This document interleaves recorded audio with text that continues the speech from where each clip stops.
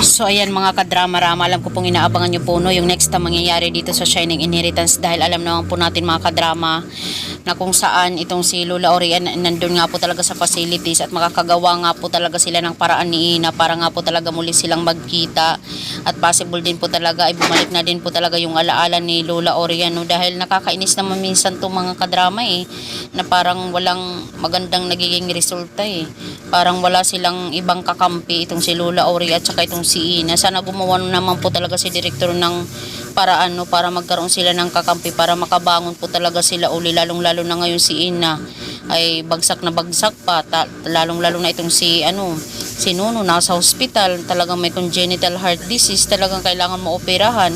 Tapos itong si Lola Orian nasa facilities, kung ano-ano yung mga pinaplano nila Lana at saka nila Charlie. Hoping nga po talaga mga kadrama na mapuntahan sana ni Ina itong si Lola Aurea, at sana nga po talaga ay bumalik na yung kanyang totoong memorya, diba? Para naman po talaga magtulungan po talaga silang dalawa no, dahil nga po nga dito mga kadrama, kung bumalik man po talaga yung isipan ni Lola Aurea, pwede niyang masabi dito kay Ina na kailangang malaman mo Ina na pinikilang ni Charlie ang donation, kasi pag nalaman talaga yun ni Ina at saka makagawa siya ng paraan ay mapupunta po talaga sa kanya yung pinamana talaga ni Lola, at dahil nga po talaga doon ay makakatulong po talaga yun para kay Ina, at saka itong si Ina ay makakatulong din talaga dito kay Lola para makabangon po talaga silang dalawa, lalong lalo na ngayon na kailangan talaga ng pera ni Ina para sa kanyang kapatid. Wala na po talaga silang ibang matakbuhan pa, as in hoping nga po talaga mga kadrama no ay mag-send talaga itong si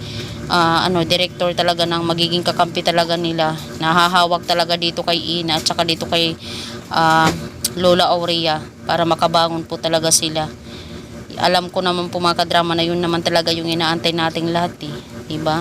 Hoping po talaga bumalik na talaga yung tamang alaala ni Lola Aurea. Alam naman po natin na mayroon siyang sakit na Alzheimer disease, pero hoping nga po talaga na hindi pa talaga malala, maagapan po talaga ito. Pero paano yun maagapan kung patuloy na pinapainom talaga nila Lani ng gamot na pampabaliw sa kanya, diba? Dahil sa binayaran niya yung nurse na yun.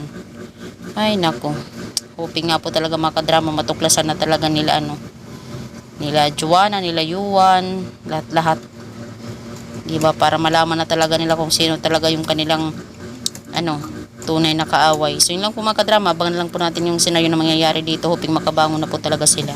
Don't forget to please like, share, subscribe my channel. Bye, abangan lang po natin mga kadrama.